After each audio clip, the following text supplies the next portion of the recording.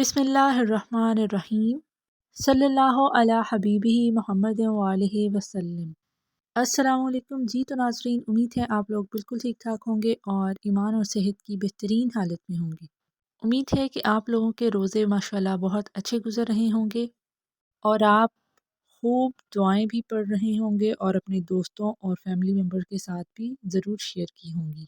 Title of the day: 20ویں روزے کے فضائل، عبادات اور دعائیں۔ عشرہ مغفرت کا یہ آخری دن ہے۔ چلتے ہیں آج اپنے بہترین وظائف کی طرف۔ فجر کی نماز کے بعد آپ نے استغفار کی ایک تسبیح کر لینی ہے اور وہیں بیٹھے بیٹھے یا رحیم یا غفور 33 ٹائمز پڑھ لینا ہے اور ایک بار سورۃ یاسین پڑھنی ہے، اور پھر ظہر، عصر، مغرب کے بعد آپ نے یہ 7 سلام پڑھنے ہیں۔ آج معاشرے میں بے روزگاری، محتاجی، تنگ دستی اور فقر و فاقہ بڑھتا جا رہا ہے۔ اکثر اوقات یہ تنگ دستی ناشکری اور گناہ کا سبب بن جاتی ہے، جو نسلوں کے لیے رزق چھین لیتی ہے۔ اس دعا کو پڑھتے وقت اپنی نسلوں کے لیے وافر مقدار میں رزق، گناہوں سے حفاظت اور عافیت مانگیے، اور نظر بد سے حفاظت کے لیے سورہ اخلاص، سورہ ناس اور سورہ فلق کی تلاوت ضرور کیا کریں، اور استغفار کو اپنی زندگی میں بہترین طریقے سے شامل کریں۔ عشاء کے بعد آپ نے 200 ٹائمز استغفر اللہ کی تسبیح کرنی ہے اور پھر آپ نے درود پاک پڑھتے پڑھتے سو جانا ہے۔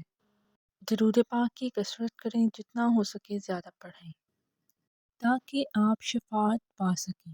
ترمذی میں ایک حدیث ہے کہ اللہ پاک ارشاد فرماتے ہیں کہ اگر تم اتنے زیادہ گناہ کرو کہ پوری دنیا تمہارے گناہوں سے بھر جائے اور پھر مجھ سے اس حال میں ملو کہ میرے ساتھ کسی کو شریک نہ ٹھہرایا ہو، تو اتنی ہی بڑی مغفرت سے تجھے نوازوں گا کہ زمین بھر جائے گی۔ اللہ پاک بہت رحمان، رحیم اور کریم رب ہے۔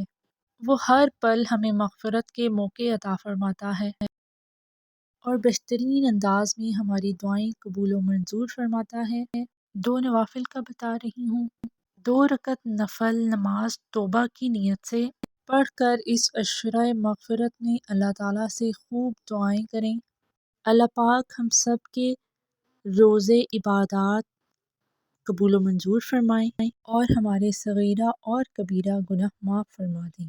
مجھے اپنی دعاؤں میں یاد رکھیے گا اور درود پاک بھی پڑھتے رہیے۔ ملاقات ہوگی اگلی ویڈیو میں۔ جزاک اللہ۔ اللہ حافظ۔